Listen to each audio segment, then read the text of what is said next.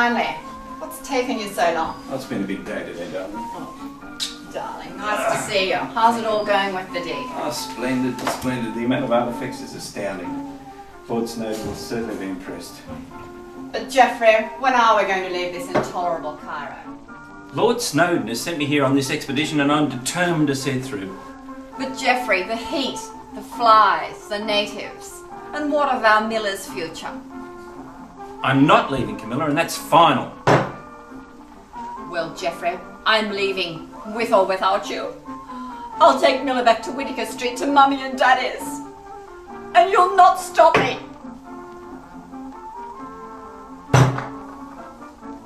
Camilla, I forbid you from leaving me, and I'll do everything in my power to keep you here.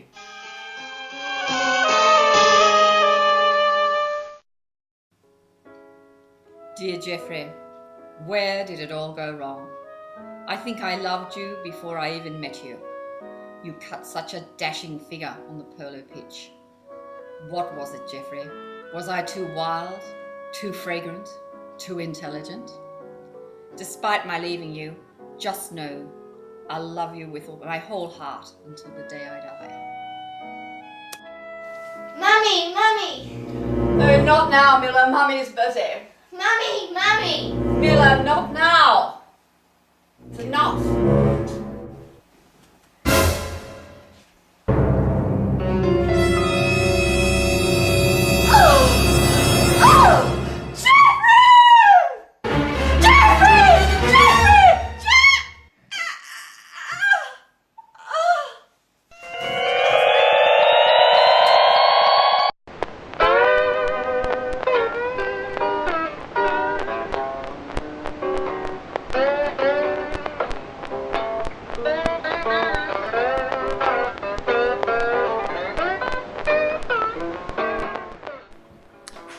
Dear Diary, it is inconceivable that I was jailed for the murder of my beautiful Camilla.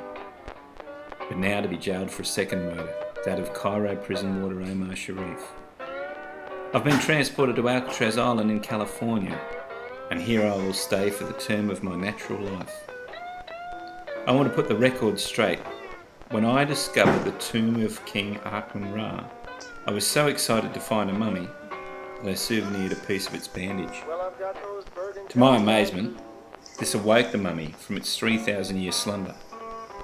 In my haste to flee this enraged beast, I dropped my knife. It was the mummy who killed my darling Camilla, and also the prison guard in Cairo. I believe this beast will not be tamed until it's reunited with the stolen bandage. I've drawn a map of the place in Egypt where I buried the bandage. I pray that one day the mummy may be whole again.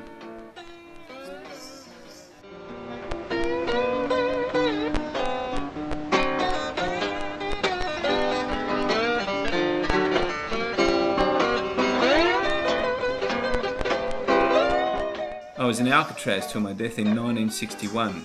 During that time I had a recurring nightmare of the beast. This diary was my only remaining possession. By the grace of God, I hope it finds its way to my family. Finally, we've arrived at Grandma's. 6.5 hour trip.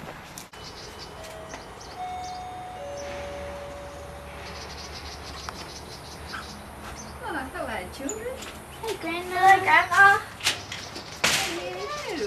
Haven't seen you in ages. Did you come to visit me? Yes. Kyle.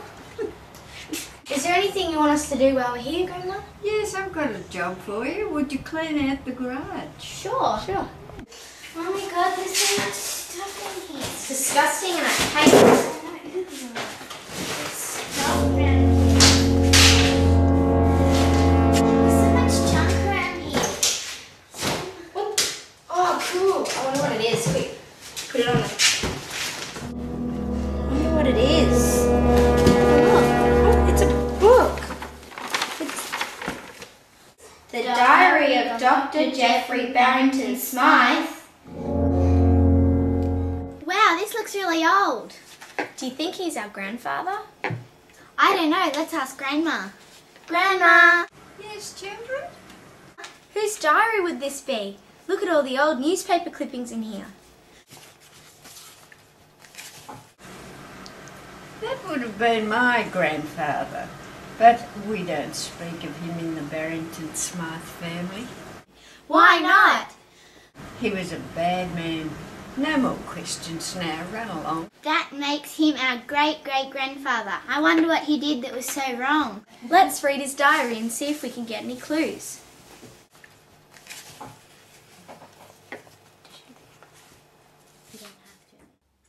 After reading my great-great-granddad's diary and finding the map that he talked about, I decided I needed to put the record straight.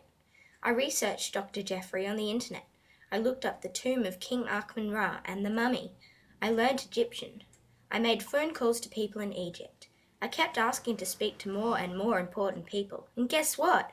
The Prime Minister of Egypt invited my cousin Izzy and I over to Egypt. Wow! Using the map, we found the piece of bandage that our great-great Jeffrey had taken from the mummy. Now for the scary part. We had to return the bandage to the mummy. He was kind of mad at first, but we told him he would be whole again and could sleep for eternity. We got a bravery award and our names in the paper. My wish now is to be a mummy myself one day.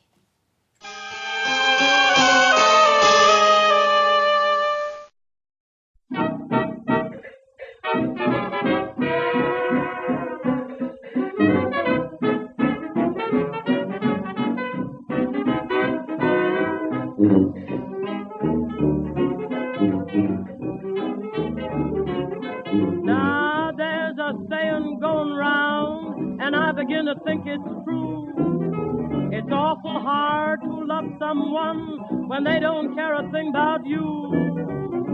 Once I had a loving man, as good as any in this town.